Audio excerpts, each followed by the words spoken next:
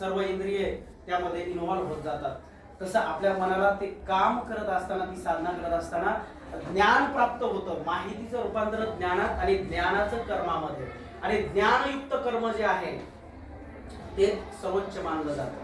आणि ज्ञानोबराय म्हणतात, तया सर्वात्मका ईश्वरा स्वकर्म कुसुमांची विरा पूजा केली होय अपारा तोषा लागे. आणि मग तो प्रसन्न होऊन सर्वात्मक ईश्वराची पूजा कर्मानं केली जाते. त्या कर्मानं तोषून प्रसन्न होऊन तो ईश्वर जे प्रसाद या ठिकाणी देतो तो शांतीचा असतो. आणि सरांनी जो पंथ स्वीकारला ओम शांती किंवा ब्रह्मकुमारी, की शांती काय असते, माहितीच्या पुढील टप्पा ज्ञान, आणि ज्ञान प्रदान करतं. ज्ञानाचा प्रसाद म्हणजे शांती असतं.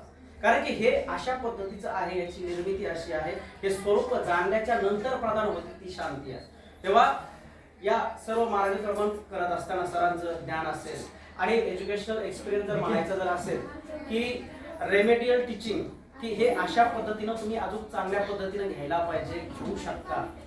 एक अधिकार संपन्न प्रत्येक व्यक्ती असतो, पण तो अधिकाराचं रूपांतरण सकारात्मक पद्धतीनं योग्य बदल करून घडण्यासाठी त्याचा उपयोग झाला पाहिजे. अधिकारशाही हुकुमशाहीकडे जाता कामा नाही.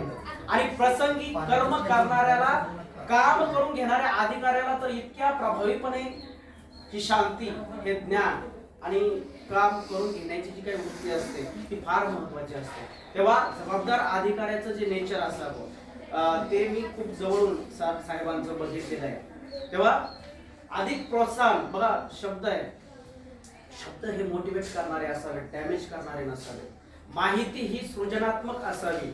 ती तुम्ही इथं चुकले, तुम्ही तिथं चुकले, चुका दाखवण्यासाठी नाही, आयडेंटिफाय करण्यासाठी असण्यापेक्षा चिकित्सा करणारी ती असावी, चिरफाडीपेक्षा. तेव्हा हे सर्व सरांच्या याच्यामधून, आणि मलाही खरं तर एक त्यांचा स्टुडंट म्हटलं तरी चालतंय, की एक विद्यार्थी म्हणून आणि एक शिक्षक घडत असताना त्यांचं मला मार्गदर्शन, की त्यांचा मूळ स्वभाव, नेचर, आणि त्यांनी जे काही स्टेटमेंट केलेलं आहे, मार्गदर्शन केलेलं आहे, त्याचा नक्कीच मला वाटतं पुढच्या ज्ञानदानामध्ये मला उपयोग होईल.